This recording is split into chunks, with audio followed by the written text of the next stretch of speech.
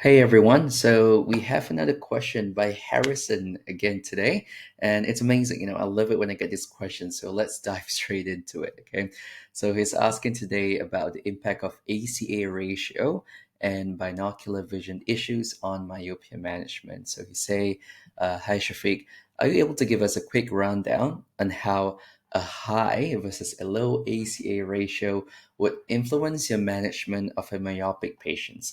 And then the second part is, would management of a high lack of accommodation and near esophoria aid in the control of myopia progression? All right, so firstly, very good question. This is actually something that in the world of myopia management, there's actually a lot of things that we have to consider, and binocular vision is definitely one of them. So I will go through with you about how I would think about the whole thing.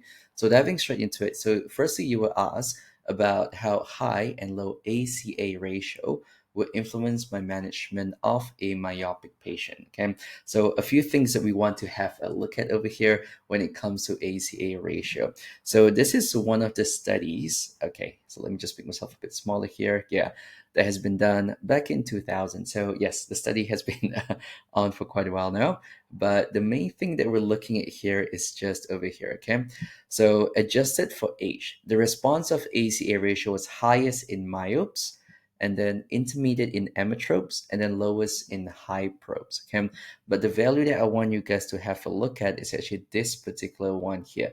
So ACA ratio of about 5.84 per diopter. Okay, yeah. So if you have a myope who has an ACA ratio of about 5.84, myope or pre-myope. So again, our definition of pre-myope is someone who's about that, like plus 0.25 to minus 0.50, who might not show signs of myopia or have relatively low hyperopic reserve. We just want to be a bit more careful, especially for these patients or for our first time myope who are pretty low. So this is the magic number that we want to look at, 5.84 prism per diopter. Okay, yeah. So if let's say your patient has this much, then it does mean that there's a possibility and a chance that their myopia might progress a bit more. Now, so what is considered like normal for ametropes, you can see here, is about 3.94, and also for hyperope is about 3.40. Okay, yeah. So of course, 6.39 is a pretty high number. You might not get it as frequently, to be honest, in your when you're testing your patients, but definitely 5.84 is something that it's not too far from 6.39, but definitely you'll be able to find it a bit more. So yes, Harrison, if your patient has much higher ACA ratio, I would be very concerned to see that this might be one of the factors that might influence my management of the myopia, to make sure that we are a bit more aggressive in terms of managing it and probably monitoring it also. Okay, so the other thing that you must note is that, so this is actually another paper over here, yeah, that does talk about the ACA ratio. But this is something interesting because this paper actually, it kind of like debunks the other one a bit, and I'll tell you what it means. Right? Because if you have a look at the conclusion over here, okay, it says an increasing ACA ratio is an early sign of becoming myopic. So again, so this part, it kind of agree with the other one, but it's related to greater accommodative lag. So what you're saying here is that the reason why they have an increase in the ACA ratio is because of the greater accommodative lag, but this does not affect the rate of myopia progression. Okay, so the association between accommodative lag suggests that ACA ratio increases is from a greater neural effort needed per diopter of accommodation. Okay, so basically they're trying to say that the ACA ratio, okay, does not really have anything to do with myopia progression itself. It's just a sign that someone probably has more myopia or might be having higher degrees of myopia.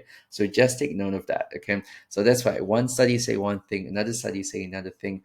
Personally, for me, when I see high ACA ratios, I'm just a bit more conservative in terms of my management. Okay, because I know that there are a bit of like mixed reviews or mixed like studies out there. So just take note of that. Okay, and let's have a look. So the other thing that you're talking about also about high lack of accommodation. Okay, this is a very interesting one, and I will show you why. All right.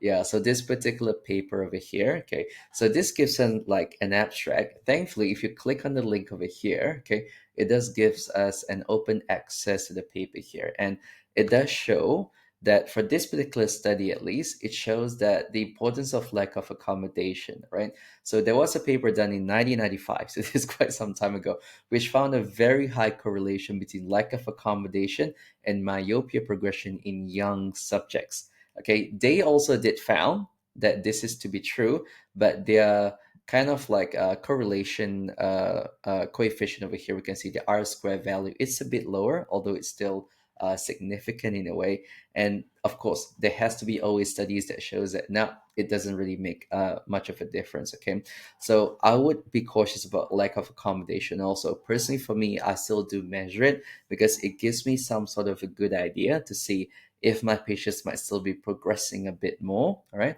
Yeah. So, and then this is the paper that shows that there's probably not as much difference in terms of the accommodation response, because if you can see here, so you can see that they said these findings do not support the proposal that development of myopia in young adults is accompanied by reduced accommodating response during their work. So they are trying to say that yes, because of the increased lack of accommodation, that might not really be a main reason as to why someone has myopia that is still progressing. So as you can see, ACA ratio, lack of accommodation, is something that's still a bit wishy-washy, but I would still consider it in my management, because again, the more information we have, the more comprehensive assessment we can make. So just take note of those things. Okay. Now, the last part of your question here is actually about near esophoria. Okay, so esophoria is something that is also really, really, really interesting. So, all right. So, yes. So for esophoria, all right, one of the best management, and even me myself, when I get patients who are esophoric, I tend to get them into multifocals. Now, bifocals is still a really good option for them, but the reason why I would prefer multifocals because kids actually find multifocal less intimidating than bifocals because it still looks like normal glasses and it still does help them. So we know that when we give plus lenses to our patients, especially when they're doing reading close at work, it will help to relax their accommodation a bit more. And instead of their eyes converging, it does diverge slightly. And that's what we want for our esophoric patient. We don't want them to become more esophoric because that's not good. But if we can do anything to help them out in terms of their reading, that's what we want to do for them. Okay. All right. Yeah. So just take note of this. That there has been studies that show that in terms of the population that has esophoria using progressive lenses, it does help to slow down the myopia a bit more. But honestly, it does help the BV aspect especially. And here's another study that shows it to be true also. Yeah, so we know that these progressive lenses, especially for our esophoric patients, it does make sense. Okay, so for these myopic esophoric patients, I would probably prefer to put them on this than on our typical like MyoSmart or Stellus lenses. Of course, there are some reasons, like if they have a super small esophoria, one or two, I might still push them to go towards the myopic control lenses. But some who have a bit more significant four or five, I am a bit more inclined to put them in the multifocals instead of just putting them into those myopia control lenses that we know are still pretty effective. Now, this is just for your information, something really interesting. They actually did a study, all right, for this particular esophoric myopes with actually bifocal contact lenses. Okay, so you heard me right. We're not talking about multifocal contact lenses here. We're talking about bifocal contact lenses. Okay, yeah, so you're not hearing that wrongly. So, of course, we don't really get bifocal contact lenses these days, but this is just a pretty interesting study to show that it also does work really well for this esophoric patient.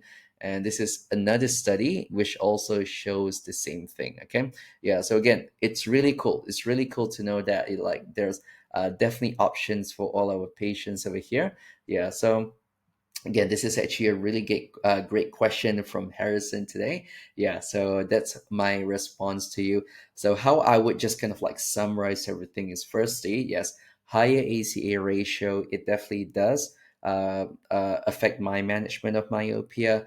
A higher lack of accommodation, yes, it does affect. And if someone has esophoria, it will affect also. So you want to make sure that when you do myopia management, it's not just about the vision, but it's also about the accommodation posture, and also about the yeah, it's about the binocular function of the patient. Okay, so we have to consider that. So that's going to be my answer for you, Harrison. I hope that did help. I know this subject is a bit tricky one, because again, every single person who manages myopia would maybe do it slightly differently. Okay, but the main thing is that we want to make sure that our patient have very good vision. Okay, so that's very important. Good vision is important, but also managing the binocular vision is also equally as important. So I hope that helps. Okay. See you guys in the next one.